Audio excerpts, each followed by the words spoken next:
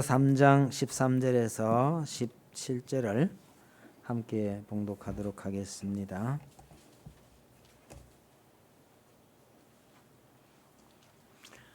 디모데후서 3장 13절에서 17절입니다. 시작. 악한 사람들과 속이는 자들은 더욱 악하여져서 속이기도 하고 속기도 하나니, 그러나 너는 배우고 확신한 일에 거하라. 너는 내가 누구에게서 배운 것을 알며 또 어려서부터 성경을 알았나니, 성경은 능히 너로 하여금 그리스도 예수 안에 있는 믿음으로 말미암아 구원에 이르는 지혜가 있게 하느니라.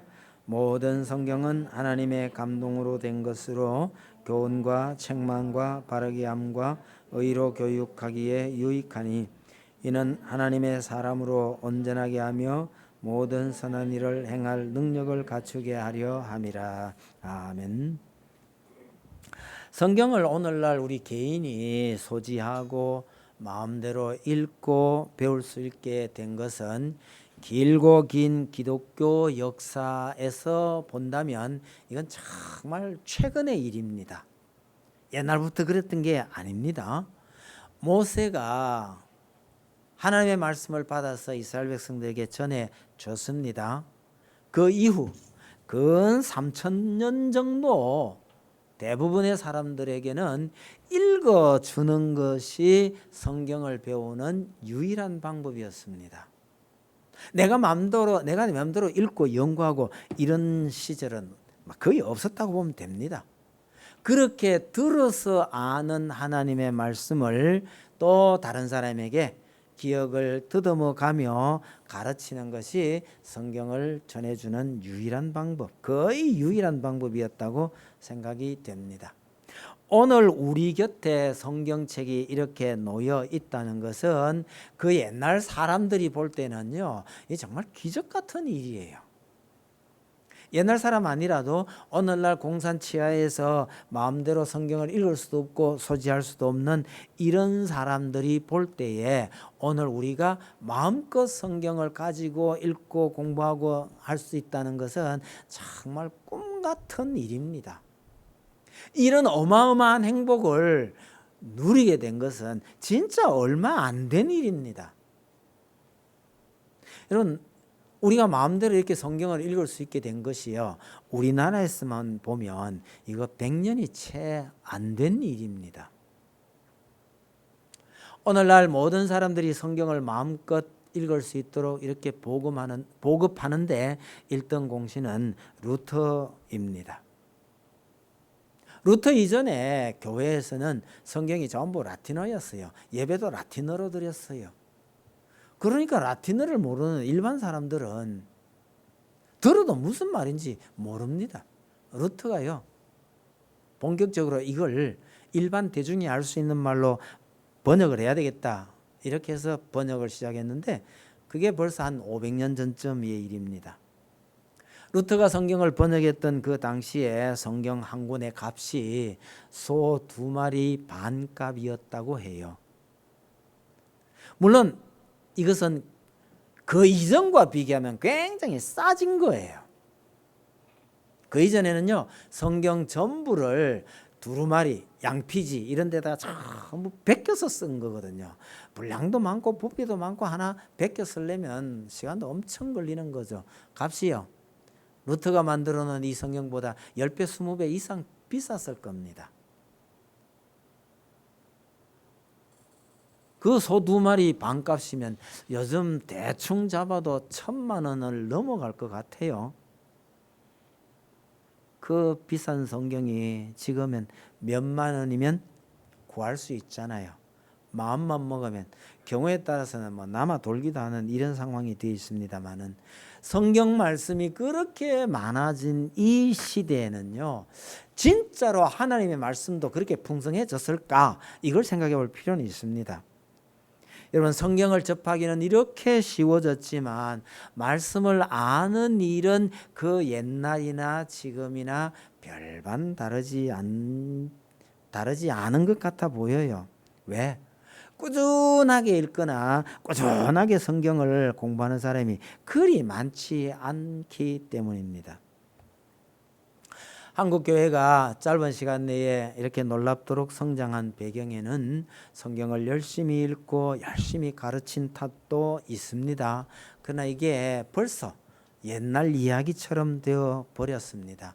이제 자라는 아이들은요, 특히 젊은이들은 성경 읽을 겨를이 없어 보입니다.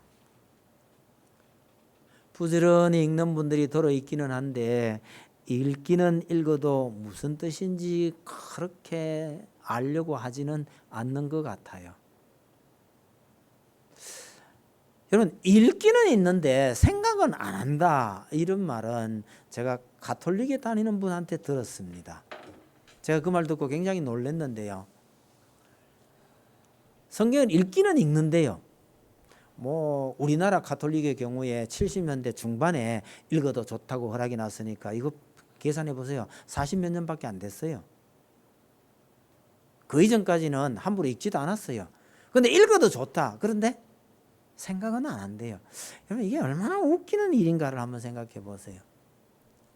그러면 마음껏 소지하고 마음껏 생각할 수 있는 우리 그리스도인들은 그러면 좀 낫느냔 말이죠. 크게 나아 보이지가 않는다는 게 문제예요. 그러니 우리 그리스도인 중에서도요, 하나님의 말씀을 잘 생각하고 묵상해서 그 말씀대로 살려고 노력하는 사람은 또 더 적을 거 아니냔 말이에요. 여러분, 우리는 정말 성경을요 열심히 읽고 공부해야 됩니다. 왜요? 그 하나님의 말씀이니까요. 그래서 우리 성도들에게 굳이 이런 얘기가 필요하지는 않겠다 싶은 생각이 들지만 한 번쯤은 성경이 하나님의 말씀이라는 이야기를 해야 되겠다 생각해서 이 말씀을 준비합니다. 성경이 하나님의 말씀이라는 증거가 뭐냐? 그러면 여러 가지로 설명이 되기도 합니다만은 엄밀히 말하면 하나님과 관계된 것은 어떤 증거를 제시해서 증명할 수 있는 문제가 아닙니다. 다시 말하면요, 성경이 하나님의 말씀이라고 모든 사람이 인정할 만한 어떤 그런 증거가 있을 수 있느냐? 여러분, 하나님과 관련된 것은 그런 증거를 동원해서 증명하는 게 아니기 때문에 그거 불가능해요. 정답은 믿는 수밖에 없는 거죠. 근데 그렇게 말하면 또 안 믿는 사람들, 또 어떤 사람은요, 콧방귀도 끼지 않습니다. 말도 안 되는 소리 하지 마라 이러거든요. 그런데 우리 교회에서는 그런 말을 잘 해요. 읽어보면 안다. 성경은 자증, 스스로 자기를 증명하는 능력이 있어서 읽어보면 안다라고 하는데 맞는 말씀입니다. 그런데 읽어보면 아는데 읽어볼 생각이 없는 사람은 그럼 어떻게 해요? 어떻게 해서든지 성경을 한번 읽어는 봐야 되겠다라는 생각이 들도록 할 수 없을까? 저는 이쪽에 관심이 많습니다. 그래서 제가 들은 말씀 중에 괜찮은 표현은 이거예요. 성경은 40여 명의 저자가 1500년이라는 긴 세월 동안 각자가 처한 상황에서 하나님께 들은 말씀과 하나님께서 주신 말씀과 감동으로 된 말씀들을 기록해서 남겼는데 이걸 나중에 한 권으로 모아보니까 정말 한 권처럼 처음부터 끝까지 아기가 딱딱 맞고 아주 통일성을 가진 그런 책이 됐더라.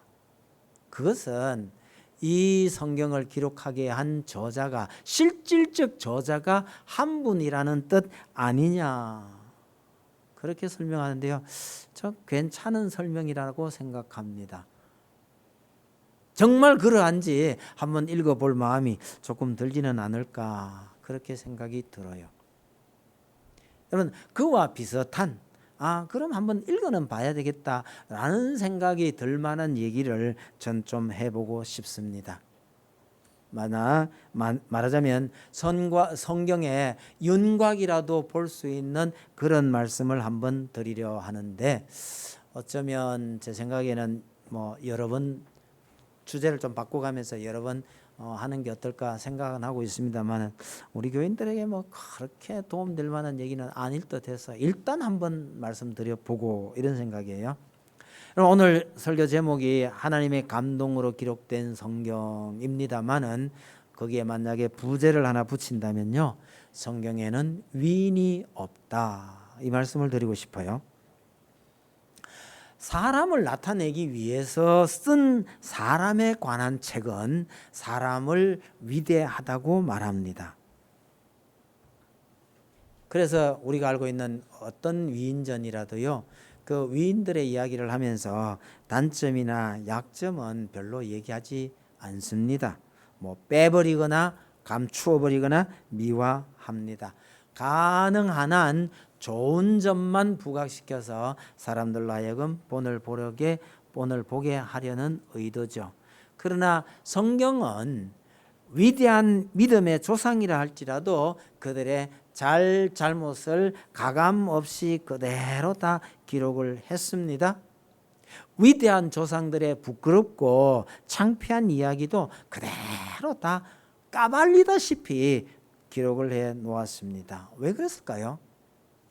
하나님께서 하나님의 위대하심을 알게 하려는 책에서 굳이 사람을 위대하다고 과장을 할 필요가 없기 때문이죠. 전 이것이 성경이 하나님의 감동으로 된 책, 다른 말로 하면요, 성경의 실제 저자가 하나님이시다라는 좋은 증거가 되지 않을까 생각해요. 왜? 사람들이 사람을 드러내려고 기록한다면 이런 얘기들은 감출 것이기 때문입니다.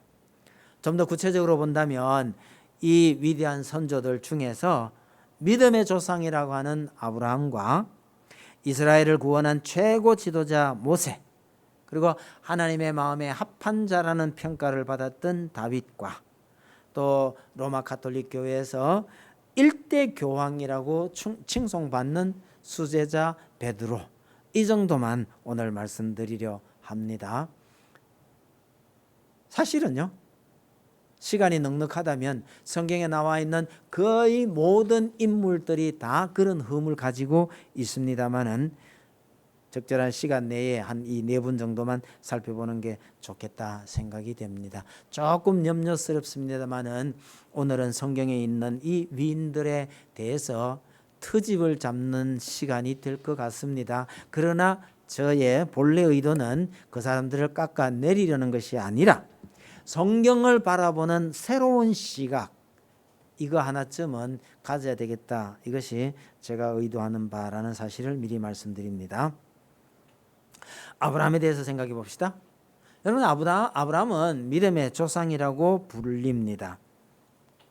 유대교는 말할 것도 없고요, 기독교, 가톨릭, 심지어 무슬림마저도 조상으로 모시고 있으니 여러분, 이게 얼마나 위대한 인물이겠느냐. 세상에 어떤 인물도 이만큼 위대한, 이렇게 칭송받는 인물은 없다고 봐야 됩니다. 그런데 그 아브라함의 위대함을 말할 때 제일 쉽게 잘 드는 예가 하나님께서 고향을 떠나라고 하실 때 하는 말씀에 순종해서 갈 바를 알지 못하고 고향을 떠나갔다는 점 하나, 그 다음에요, 아들을 제물로 바치라고 했을 때도 기꺼이 아들을 바치려 했던 것, 이런 사실을 듭니다. 여러분, 아브라함이 정말 우리가 범접할 수 없는 위대한 믿음의 소유주일까요? 아니면 우리와 별반 다르지 않은 실수투성이의 인생인가? 이 점을 살펴보자는 거예요. 고향 떠난 거에 대해서 한번 생각해 봅시다. 여러분, 창세기 11장 끝부분을 보시면 이 얘기가 나오는데요, 하나님의 명령을 따라서 고향을 떠나자고 한 것은 아브라함 자신이 아닙니다. 그의 아버지가 떠나자고 했습니다. 그리고 목적지가 가나안이라고 나와 있습니다. 그런데 이 일가족이요, 곧장 가나안으로 간 것이 아니고 도중에 하란에 오랫동안 머물러 있었습니다. 믿음이 좋았기 때문에 순종했다가 아니라는 이야기는 여호수아 24장에 잘 찾아보시면 이들이 갈대아 우르에 있을 때 하나님을 알지 못했다고 돼 있습니다. 하나님은 알지도 못하는 이 사람들이 하나님께서 떠나라고 했을 때 떠나갔습니다. 아마 순종하지 않으면 큰일 나겠다라는 두려움 때문에 가지 않았을까라고 생각은 하는데, 가다가 중간에 퍼져서 안 간 거예요. 왜 안 갔을지는 상상이 됩니다. 오늘날 우리나라 형편에 맞춰서 이게 비유를 해본다면요, 부산에 살고 있던 사람에게 전부 재산 정리해가 저 만주 땅으로 가라 한 거하고 좀 비슷하지 않을까 싶네요. 그래서 부산을 떠났습니다.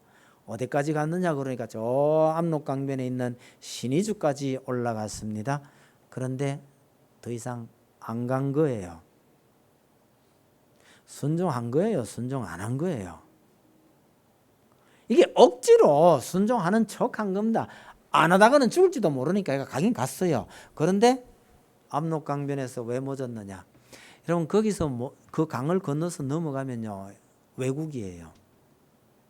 여러분, 오늘날도 외국에서 외국인으로 산다는 것은 정말 위험하고도 힘든 일입니다. 하물며 그 옛날 드디어 말도 통하지 않고 법도 다른 그 나라에 들어가면요, 앞으로 이곳에서 어떤 일이 벌어질지 이게 상상할지가 쉽지 않은 겁니다. 그런 의미에서 히브리서는 그들이 갈 바를 알지 못하고 갔다라고 말하는데 아마 이런 의도라고 봅니다. 그래서 아직은 자기 나라인 동족이 살고 있고 말이 통하는 그 하란에서 오래 머물러 있었으니 이건 제대로 순종한 것이 아닙니다. 거기에서 사람들을 많이 모았고 재산도 많이 불었다고 하는 걸로 봐서 꽤 오랫동안 머물러 있었던 것 같습니다. 아마 하나님께서 재차 명하셨는지도 모르겠어요.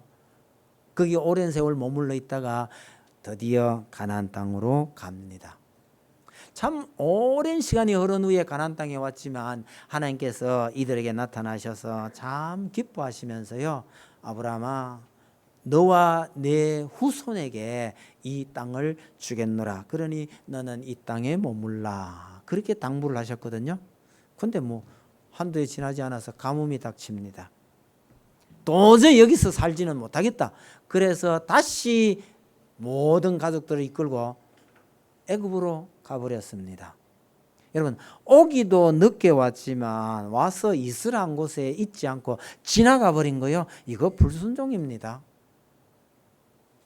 멈춰야 할 곳에 멈추지 않으면 이건 큰 사고입니다. 우리는 아브라함이 가나안 땅에 도착했다, 왔다는 것만 기억하고 있지, 거기서 머물러 있으라고 한 하나님의 말씀을 어기고 애굽 땅까지 가버렸다라는 것은 그럴 수 있다고 생각하는지도 모르겠어요. 아브라함이 하나님의 명령에 적극적으로 순종했다고요? 그것은 성경을 위인전처럼 읽는 사람, 아브라함을 아예 위인으로 생각하고 그렇게 순종 잘하는 사람이라는 선입견을 가지고 있는 사람의 착각이지, 자세히 읽어보면 그렇지 않다는 걸 금방 알 수 있습니다. 자, 애굽에 갔어요. 가보니까 굉장히 위험한 거예요. 부인이 너무 예뻐. 그러니 사람들이 자기 부인을 빼앗아가려고 자기를 죽일 수도 있으니, 여보, 우리는 부부를 하지 말고 오빠 동생이라고 하자. 그렇게 한 겁니다. 여러분, 아내를 포기하고서라도 자기 목숨을 부지하겠다라는 얕은 꾀에 해당이 되죠. 자기 목숨을 구하기 위해서 아내마저 버릴 수 있다고 생각하는 파렴치한이나 뭐가 다르냔 말이에요. 근데 그런 일이 실제로 벌어졌어요. 그런데도 그가 무사히 가나안 땅으로 돌아옵니다. 이유는요, 하나님께서 그를 도와주셨기 때문에 무사히 돌아오는 겁니다. 자기 능력으로 돌아온 거 아니에요. 여러분, 아브라함 생애에 이런 일이 훗날 또 한 번 일어납니다. 2번이나 이렇게 거짓말 해가면서 목숨을 부지하려고 애를 썼지만 하나님께서 그를 지키시고 가나안 땅으로 돌아오게 하셔요. 하나님께서 명하셨을 때에 기꺼이 순종해서 고향 땅을 떠났다? 함부로 그렇게 말할 일이 아니다 하는 사실입니다. 그럼 이 아브라함 부부에게 오랫동안 아들이 없었습니다. 그런데 하나님은 계속했어요. 바로 너희 두 사람 아브라함과 사라를 통해서 하늘의 별과 같은 많은 후손을 주겠다고 약속을 하셨습니다. 그런데 그 약속이 10년, 20년 지나도 이루어질 것 같지 않으니 결국은 하나님의 말씀을 무시하고 부인의 말을 듣습니다. 첩을 하나 들여서 그렇게라도 후사를 이어가겠다고 한 겁니다. 인간적인 방법으로 후사를 얻으려고 한 것은 하나님께서 반드시 너희 두 사람을 통해서 자식을 주겠다고 하신 약속을 믿지 않았다고 말할 수밖에 없는 겁니다. 믿지 않았다고 해야 될는지 아니면요 제대로 믿지 않았다고 해야 될는지. 여러분 하나님께서 그렇게 약속하셨지만 그 약속이 이루어질 가능성이요 10년 20년 없어 보이면 사람이 그렇게 될 수도 있다고 저는 생각을 해요. 우리하고 좀 비슷하다는 뜻입니다. 훗날 아브라함이 또 가나안 땅을 떠나서 아비멜렉이 있었던 그 네게베 지역에 가서 또 살았던 모양입니다. 거기 가서 애굽에 갔던 짓 또 하는 거예요. 얼마 후에 있잖아요. 이 아비멜렉이 아브라함을 찾아옵니다. 아비멜렉은 한 나라의 왕이고 군인들도 많았어요. 군대 장관과 함께 찾아옵니다. 근데 아브라함은 그 나라에 잠시 살러 갔던 한 족장일 뿐이잖아요. 누가 아쉬웠겠어요? 아브라함이 좋은 보물 같은 거 들고 가서 이 땅에 잠시 살러 왔으니 좀 잘 지냅시다. 이렇게 하는 게 정상이잖아요. 아브라함이 답답할 거 아니겠어요? 그런데 아비멜렉이 군대 장관을 거느리고 찾아와서 아브라함에게 우리 좀 사이좋게 지내자. 그것도 자자손손 서로 싸우지 말고 사이좋게 지내자. 그렇게 평화 조약을 맺자고 찾아옵니다. 이상하잖아요. 왜 아비멜렉이 답답한데요? 그렇게 평화 조약을 맺을 때에 아비멜렉이 내건 조건이 너무너무 재미있어요. 조건 딱 하나다. 너 다시는 나한테 거짓말 좀 하지 말라 이거예요. 무슨 얘기냐면 아브라함이 거짓말을 했는데 그 아브라함의 말을 고지 듣고 부인을 데려갔더니 하나님이란 분이 나타나셔서 너 죽을래? 이러시더라는 거예요. 여러분 아비멜렉이 이렇게 나오는 걸로 봐서 그 일 외에 다른 일도 또 있었던 걸로 보입니다. 중요한 거는 거짓말은 아브라함이 했는데 저 하나님이란 분이 나타나셔서 나를 죽이겠다고 덤비니 내가 사는 방법은 너 거짓말 좀 하지 마 이거거든요.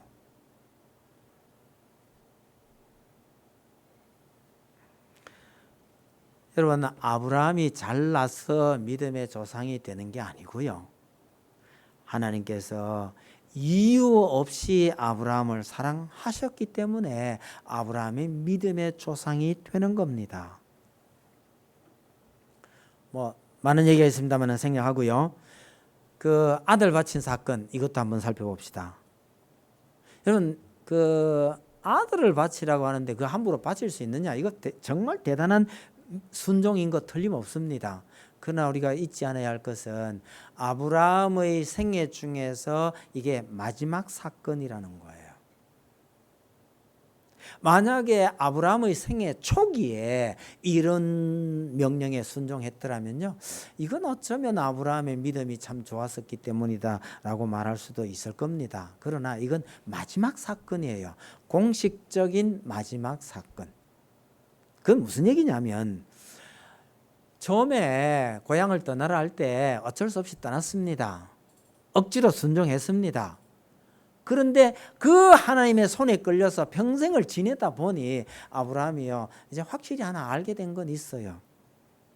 어떤 경우에라도 도무지 이해되지 않는 말씀이라도 하나님의 말씀에 순종하는 것이 낫더라라는 것을 완전히 깨달아 버린 후에 하나님께서 자, 이것도 너 할 수 있을 거야. 그러고 주신 명령이라는 말이죠.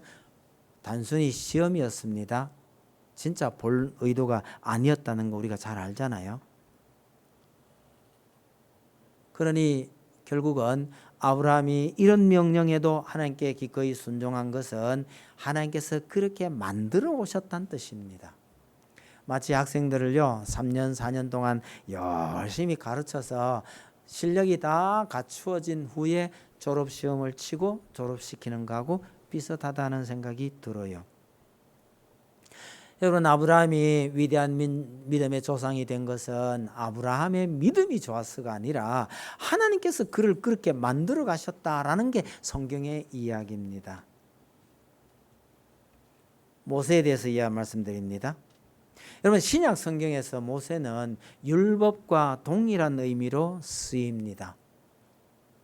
유대인들이요 목숨을 걸고 지키려고 애를 썼던 그 율법과 모세가 동일한 의미로 쓰였다라는 것은 이게 이스라엘이 우상을 안 섬기기 때문에 그렇지, 이게 다른 나라에 가서 이 정도 됐으면 모세는요 거의 신격화된 존재라는 뜻입니다. 이렇게 위대한 모세가 민족의 지도자로 부름을 받는 이 광경을 우리가 알고 있는 다른 위인들과 비교해 보면 너무너무 대조적입니다. 이런 위인 없어요.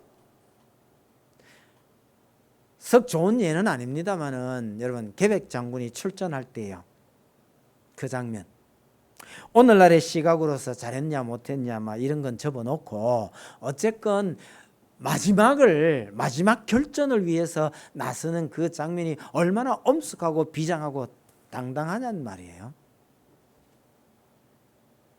반면에 모세는요 참 졸장부충에도 졸장부입니다.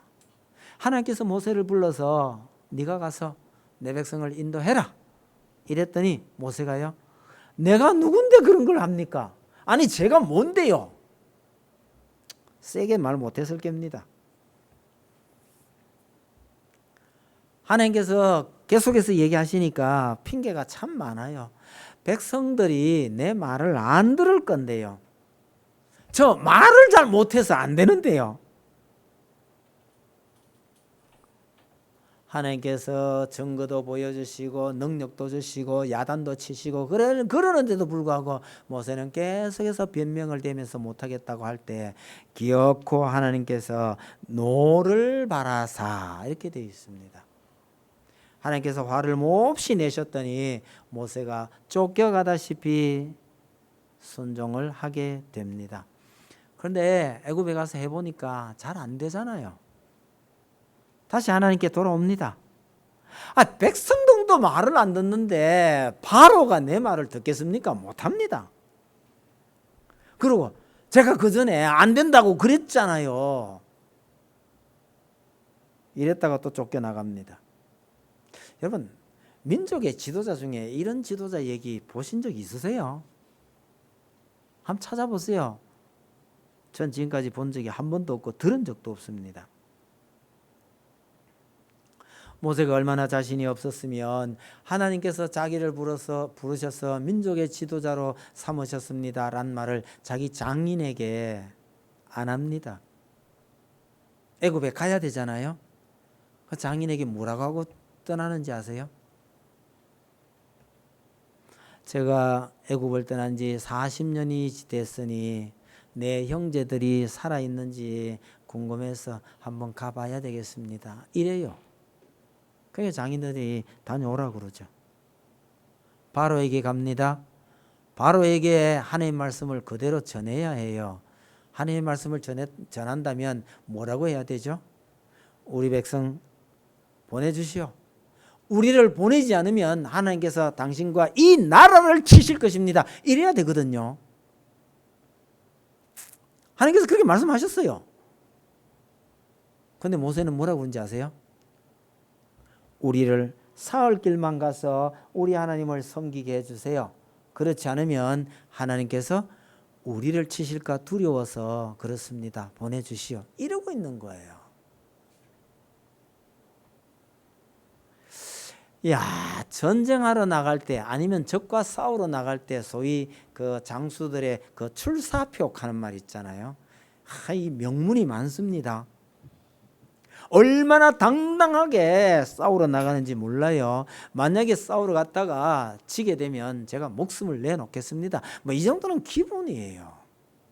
그렇게 하고 백성들을 이끌고 싸우러 나가거나 백성들의 지도자로 나섰는 건데, 이 위대한 모세는요, 참 너무 창피하네요.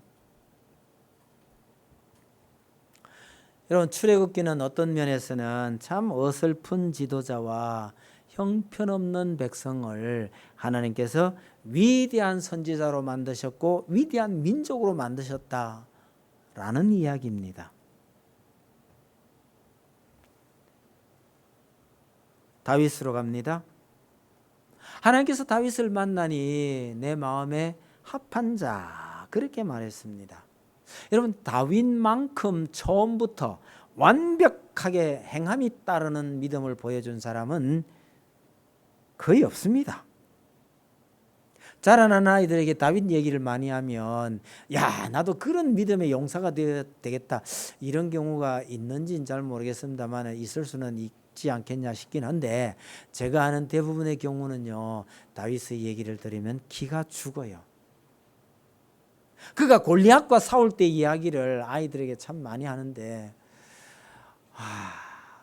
자라난 청소년 시절에 다윗의 그 용맹한 믿음을 보면 참 기가 죽어요. 사울에게 쫓길 때 자기를 죽이려고 쫓아다니는 사울을 죽일 수 있는 기회가 2번이나 있었잖아요. 그를 죽이면 다윗의 고난이 끝이 날지 모릅니다. 주변 신하들이 다 그랬고 다윗도 그걸 알았어요. 그럼에도 불구하고 하나님께서 세우신 왕이니 하나님께서 알아서 하실 일이지 난 손대지 않겠다. 여러분, 남의 얘기니까 그렇게 들리지, 여러분들이 교회 안에서 누군가에게 억울한 일을 한번 겪고 난 다음에 이 장면 한번 생각해 보세요. 우리는 조금 억울해도요, 밤잠이 잘 안 와요. 그런데 이 다윗은요, 진짜 아무 잘못 없이 이게 지금 죽도록 쫓기고 있는 이 판국에 이 원수를, 자기를 죽이려 하는 이 사람을 그렇게 대할 수 있느냐? 그야말로 위대한 신앙을 가진 사람입니다. 이렇게 위대한 다윗 왕이 훗날요, 말도 안 되는 비열한 짓을 저지릅니다. 목욕하는 여인을 왜 훔쳐봐요? 그래, 본 거는 봤다 치고요, 봤으면 됐지 누군지 왜 알아보느냐는 말이에요. 왜 불러요? 불렀으면 차나 한잔하고 돌려보내지 왜 또 임신은 시켜가지고.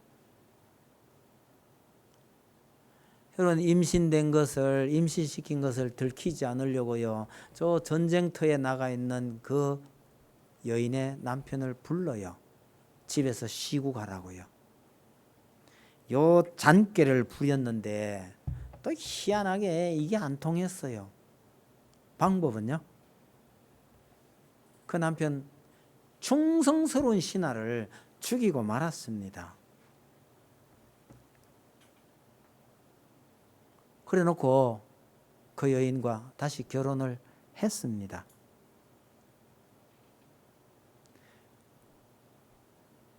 그 여인이 낳은 아들이 누구죠? 솔로몬입니다.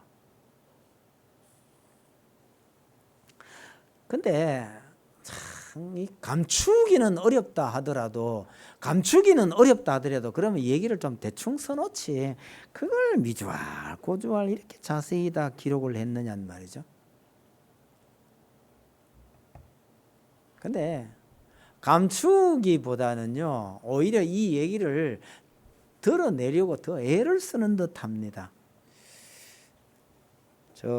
제가 쭉 읽어가면서 한 군데를 띄울 테니까요, 땡땡땡 하는 부분에 빠져있는 표현이 뭔지 한번 맞춰보세요. 다윗의 족보 얘기입니다.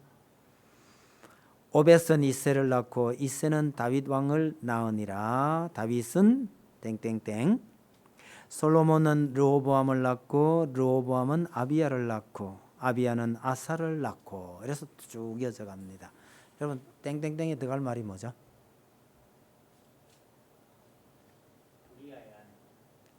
거기서 왜 우리아의 아내가 나와요? 보세요. 오벳은 이새를 낳고 이새는 다윗 왕을 낳았으니까 다윗 왕은 솔로몬을 낳고 이래 돼야 되잖아요. 그 밑에 계속 그렇게 간단 말이에요. 그런데 하필이면 다윗 딱 보고 뭐라 그러냐면 다윗은 우리아의 아내에게서 솔로몬을 낳고 여기에 우리아의 아내가 들어가 있어요. 여러분 이 우리아의 아내는 전직이잖아요. 전에는 우리아의 아내였잖아요. 지금은요 다윗의 아내예요. 뭐 과정이야 좀 참 자랑할 만한 건 못 되지만 어쨌건 지금은 부부란 말이에요. 이름이 있잖아요. 밧세바라 하면 안 돼요? 밧세바라고 하면 사람들이 오해를 할까 싶어서 그걸 좀 더 구체적으로 우리아의 아내라고 이름을 붙여놨단 말이에요. 이게 얼마나 웃긴지 아세요? 우리 아버지가 우리 엄마한테서 나를 낳고요 이러면 아무 문제가 없잖아요. 그런데 이건 뭐라 그러는 거예요? 우리 아버지가요 이웃집 아줌마한테서 나를 낳고 그 이웃집 아줌마를 왜 얘기해요? 그 이웃집 아줌마 누군데요? 자기 엄마잖아. 아니 그 말 꼭 넣어야 돼요? 더군다나 지금은 부부인데요. 이름도 있는데요. 이것은 예수님의 족보를 쭉 내려오면서 거기에 다윗이 잘못했던 그걸 사람들이 잊어먹어버릴까 아니면 모르는 사람이 오해를 할까 싶어서 거기다가 꼭 일부러 끼워 넣은 것 같단 말이에요. 왜 이래요? 감추고 싶은 건데 그게 무슨 자랑이라고요? 여러분 아무리 위대한 다윗 왕이라 할지라도요 그가 저지른 실수나 잘못을 성경은 덮으려 하지 않는다는 사실이죠. 왜? 다윗의 주인공이 아니에요. 아무리 다윗이 위대한 신앙을 가졌고 위대한 업적을 남겼다 하더라도 다윗이 주인공이 아니란 사실을 보여줍니다. 신약에도 한 분 언급해야죠. 베드로 보세요. 참 실수가 많은 사람입니다. 여러분 혹시 뭐 예배 시간이나 아니면 무슨 회의 시간에 졸다가 야단 맞은 적이 있으세요? 저는 초저녁잠이 많아서 졸다가 야단 맞은 적이 들어 있습니다. 군에서 보초 쓰다가 졸은 게 아니고 아예 잠이 들어버렸는데 잘하면 그때 맞아 죽었을지도 모르겠다 이런 생각이 듭니다. 그러니 저녁 예배 때 얼마나 힘들었겠어요? 제게 가장 위로가 됐던 사람은 베드로입니다. 베드로가요 시몬아 자느냐 이 소리를 연속 3번 듣습니다. 언제요? 예수님께서 십자가에 달려 돌아가시기 직전에 피땀 흘려 기도하고 있을 그때에 저쪽 건너편에서요 너희도 기도하고 있으라 했는데 베드로가 잤습니다. 예수님 보시기에 얼마나 답답했을까요? 와서 깨웠어요. 시몬아 자느냐 그 잠깐 그 기도하는 거 그것도 안 되더냐 기도하고 있으라 다시 갔었는데요 좀 이따 또 오니까 또 자고 있어요. 3번 연속입니다. 저는 한 번 야단 맞고는 한참은 깨 있었는데요 베드로보다 좀 낫네요. 이런 얘기 좀 빼주면 안 되나요?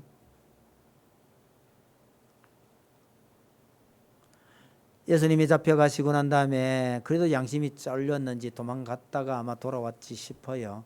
멀찌감치서 예수님을 따라갔습니다. 재판 중이에요.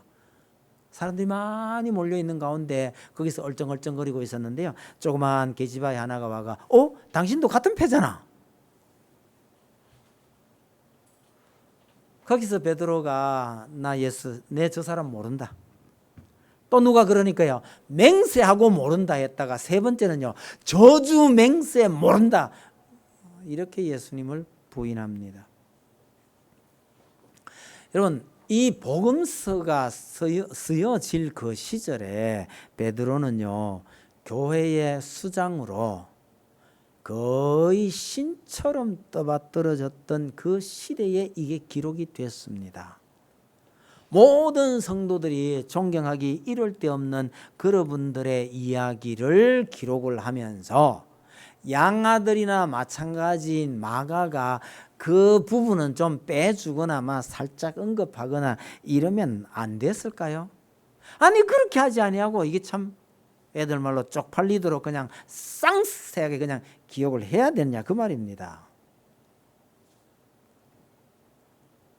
기록은 마가가 하는데도 불구하고요, 마가가 인간적으로 개인적으로 기록한 것이 아니라는 좋은 증거입니다.